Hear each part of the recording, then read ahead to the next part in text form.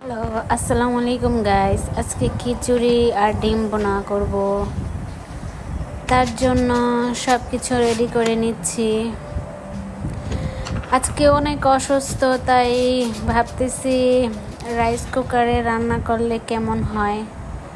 গ্যাসের চুলে আমার একটু কষ্ট হয়ে যায়, তাই আজকে রাইস কুকারে রান্না করতে বসে গেলাম।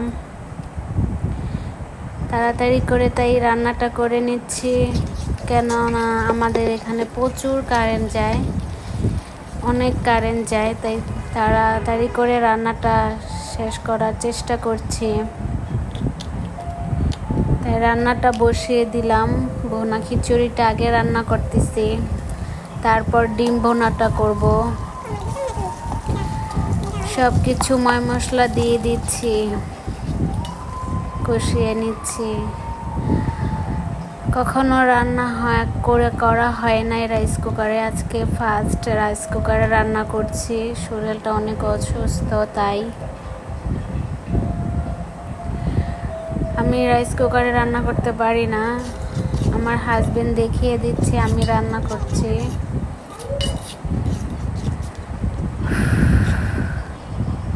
কোনো রকম সকালে নাস্তাটা খেয়ে তারপর রান্নাটা তাড়াতাড়ি বসিয়ে দিলাম।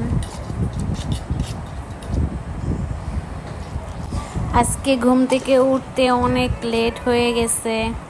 ঘুম থেকে উঠেই দেখি 11টা বেজে গেছে, কেননা কালকে রাত্রে অনেকবার কারেন্ট চলে গেছিলো, তাই ঘুমাইতে অনেক লেট হয়েছে।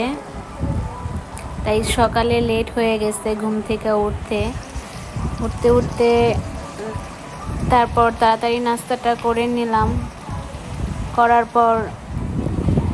নাস্তা করার পর খিচুড়ি আর ডিম ভুনা করে নিলাম।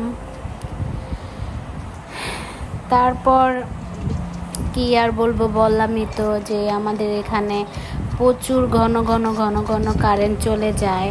আর কি জানি না এত কেন কারেন্ট চলে যায়। আর ইদারিং প্রচুর গরম পড়েছে, তার জন্য হয়তো কারেন্ট চলে যায়। কারেন্ট চলে গেছে, ভাবছি এটাতেই ডিম বোনা আর খিচুড়ি বোনাটা করে ফেলবো, কিন্তু আর রক্ষা হলো না। ওই কারেন্ট আবার চলে গেল। কারেন্ট চলে যাওয়াতে আমি রান্নাটা শেষ করতে পারলাম না। খিচুড়িটা শেষ করতে পারছি রান্না করে, কিন্তু ডিম বোনাটা শেষ করতে পারি নাই। শেষ মুহূর্তে আমার ডিম বোনাটা গ্যাসের চুলায় কষ্ট করে করতে হলো। কি আর করার, কিছু করার নাই। খিচুড়িটা হয়ে গেছে, তাই ডিম ভুনা করতে হবে। কারেন্ট চলে গেছে, ডিমটা গ্যাসের চুলায় ভুনা করে নিচ্ছি। কি আর করার বলেন, কারেন্ট চলে গেলে আর কিছু করার নাই। সে আমাকে কষ্ট করে গ্যাসের চুলায় গিয়ে রান্না করতে হলো, তাই দেরি না করে গ্যাসের চুলায় গিয়ে রান্নাটা করে নিলাম। কখন কারেন্ট আসে বলা যায় না, আর পেটেও খুব ক্ষুধা লেগছে, তাই ডিমটা ভুনা করে নিলাম।